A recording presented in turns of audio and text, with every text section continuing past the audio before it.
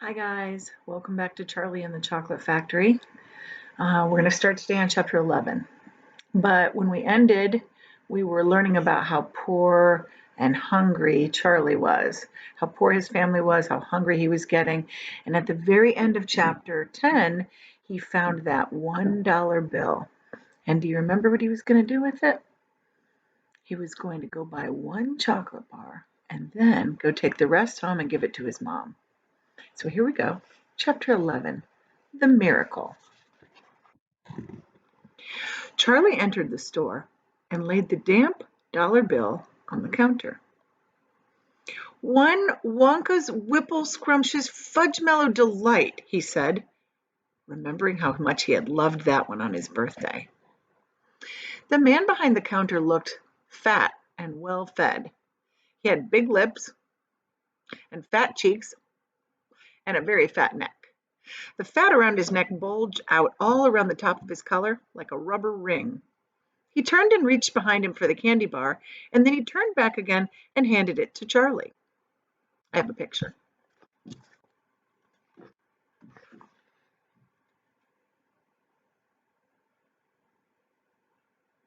Look at his lips and his shirt. Piggy. Charlie grabbed the candy bar and quickly tore off the wrapper and took an enormous bite. And then he took another and another. And oh, the joy of being able to cram large pieces of something sweet and solid into one's mouth. Mm. The sheer blissful joy of being able to fill one's mouth with rich, solid food. "You look like you wanted that one, Sonny," the shopkeeper said pleasantly. Charlie nodded. His mouth was still full of chocolate. The shopkeeper put Charlie's change on the counter. "Take it easy," he said. "It'll give you a stomachache if you swallow like that without chewing." Charlie went on wolfing down the candy. He couldn't stop. And in less than half a minute, the whole thing had disappeared down his throat. He was quite out of breath, but he felt marvelously, extraordinarily happy. He reached out to take the change, and then he paused. His eyes were just above the level of the counter. They were staring at the little silver coins laying there. The coins were all dimes. There were 9 of them altogether. Does that tell you how much the candy bar cost? 10 cents. Surely it wouldn't matter if he spent just one more. "I think," he said quietly, "I think I'll have just one more of those candy bars, the same kind as before, please." "Why not?" said the big fat shopkeeper, and he reached behind him again and took another Whipple Scrumptious Fudge Mellow Delight from the shelf, and he laid it on the counter. Charlie picked it up and tore off the wrapper, and suddenly, from underneath the wrapper, there came a brilliant flash of gold. Charlie's heart stood still. "It's the golden ticket!" screamed the shopkeeper, leaping about a foot into the air. "You've got a golden ticket! You found the last golden ticket! Hey, what do you know? Come look at this, everybody! The kids found a Wonka last golden ticket! There it is! It's right there in his hands!" It seemed as though the shopkeeper might be going to have a fit. "In my shop, too!" he yelled. "He found it right here in my own little shop. Somebody call the newspaper quick and let them know. Watch out now, Sonny. Don't tear it as you unwrap it. That thing is precious." In a few seconds, there was a crowd of about 20 people clustered around Charlie, and many more were pushing their way in from the street. Everybody wanted to get a look at the golden ticket and the lucky finder. "Where is it?" somebody shouted. "Hold it up so we can all see it." "There it is, there," somebody else shouted. "He's holding it in his hands. See the gold shining?" "How did he manage to find it, I'd like to know?" a large boy shouted angrily. 20 bars a day I've been buying for weeks and weeks." "Think of all the free stuff he'll be getting too," another boy said enviously. a lifetime supply. He'll need it, the skinny little shrimp, a girl. He'll need it, that skinny little shrimp, a girl said, laughing. Aw, she was making fun of him because he was so skinny. Charlie hadn't moved. He hadn't even unwrapped the golden ticket from around the candy bar. He was standing very still, holding it tightly with both hands, while the crowd pushed and shouted all around him. He felt quite dizzy. There was a peculiar floating sensation coming over him, as though he were floating up in the air, like a balloon. His feet didn't seem to be touching the ground at all. He could hear his heart thumping away loudly somewhere in his throat. At that point, he became aware of a hand resting lightly on his shoulder, and when he looked up, he saw a tall man standing over him. "Listen," the man whispered. "I'll buy it from you. I'll give you $50. How about that, huh? And I'll give you a new bicycle as well, okay?" "Are you crazy?" a woman shouted who was standing equally close. "Why, I'd give him $500 for that ticket. You want to sell that ticket for $500, young man?" "That's quite enough of that," the fat shopkeeper said. He pushed his way through the crowd and took Charlie firmly by the arm. "Leave the kid alone, will you? Make way there. Let him out."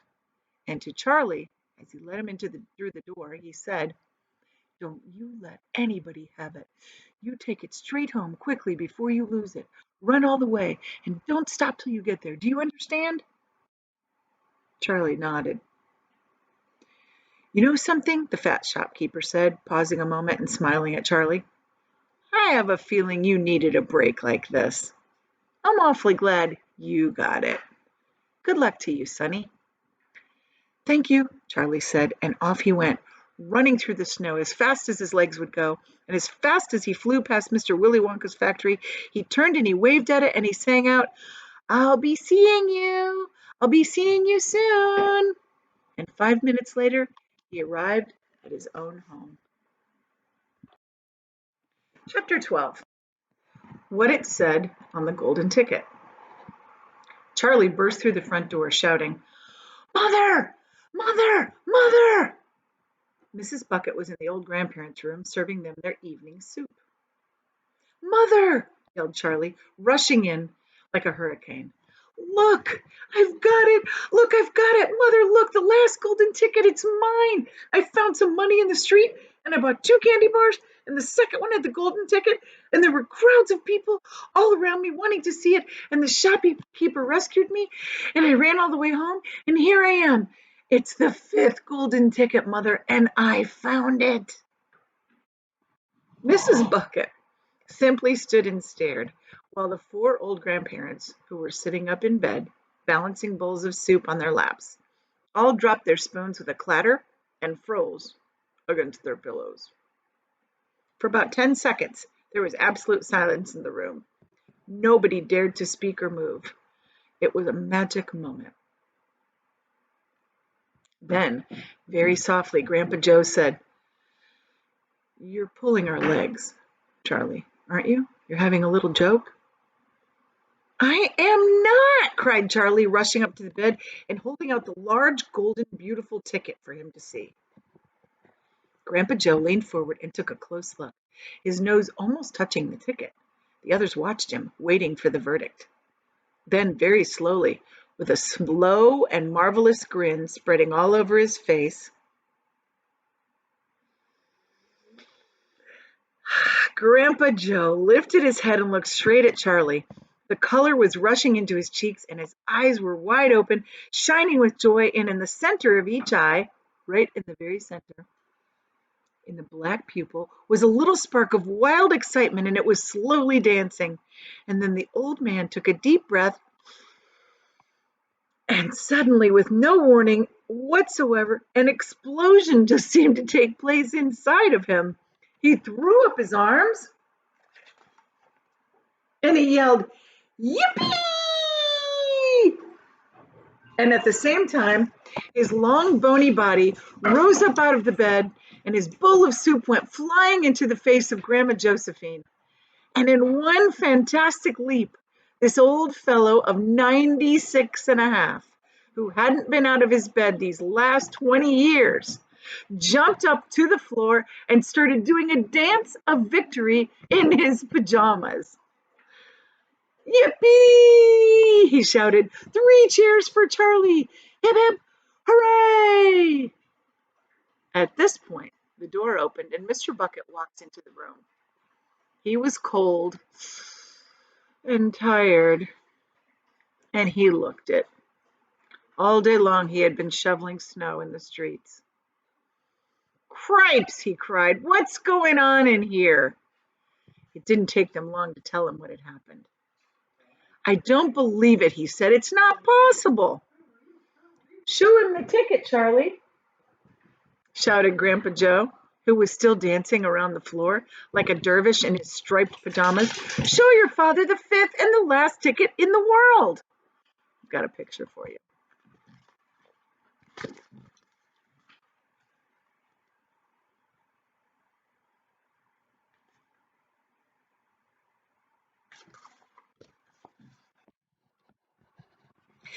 Let me see it, Charlie, Mr. Bucket said, collapsing onto a chair and holding out his hand. Charlie came forward with the precious document. It was a very beautiful thing, this golden ticket, having been made, so it seemed, from a sheet of pure gold, hammered out almost to the thinness of paper. On one side of it, printed by some clever method in jet black letters, was the invitation itself from Mr. Wonka. Read it aloud, said Grandpa Joe, climbing back into bed. Let's all hear exactly what it says. Mr. Bucket held the lovely golden ticket up close to his eyes. His hands were trembling slightly, and he seemed to be overcome by the whole business. He took several deep breaths. Then he cleared his throat, and he said, all right, I'll read it. Here we go. Greetings to you, the lucky finder of this golden ticket from Mr. Willy Wonka. I shake you warmly by the hand. Tremendous things are in store for you. Many wonderful surprises await you. For now, I do invite you to come to my factory and be my guest for one whole day. You and all the others who are lucky enough to find my golden tickets. I, Willy Wonka, will conduct you around the factory myself, showing you everything there is to see. And afterwards, when it's time to leave, you will be escorted home by a procession of large trucks. These trucks, I can promise you, will be loaded with enough delicious eatables to last you and your entire household for many years.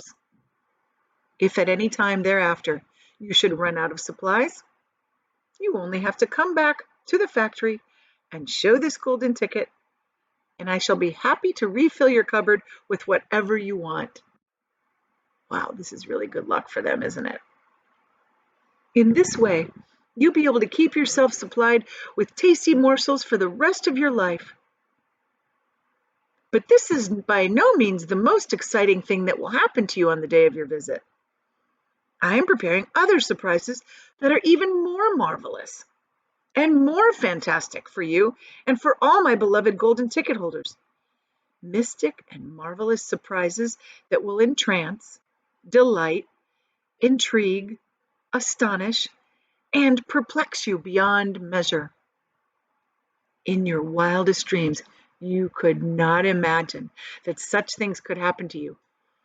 Just wait and see. And now, here are your instructions. The day I have chosen for you to visit is the first day in the month of February. On this day, and no other, you must come to the factory gates at 10 o'clock sharp in the morning. Don't be late. And you are allowed to bring with you either 1 or 2 members of your own family to look after you and to ensure that you don't get into mischief. One more thing. Be certain to have this ticket with you. Otherwise, you will not be admitted. Signed, Willy Wonka. The first day of February, cried Mrs. Bucket, but that's tomorrow. Today is the last day of January. I know it is. Cripes, said Mr. Bucket. I think you're right. Whew, you're just in time, shouted Grandpa Joe. There's not a moment to lose. You must start making preparations at once.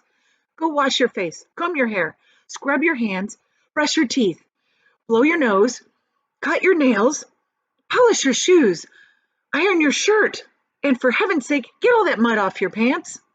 You must get ready, my dear boy. You must get ready for the biggest day of your life. Now, don't overexcite yourself, Grandpa, Mrs. Bucket said, and don't fluster poor Charlie. We must all try to keep very calm.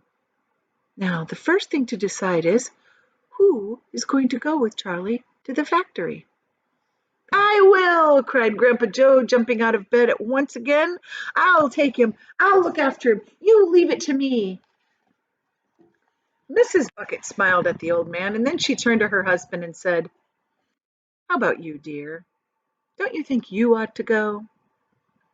Well, Mr. Bucket said, pausing to think, no, I'm not so sure I should go. But you must.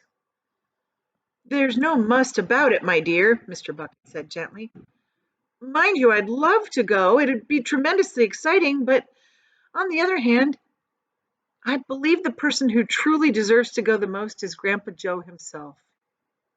He seems to know more about it than we do, provided, of course, that he feels well enough to go.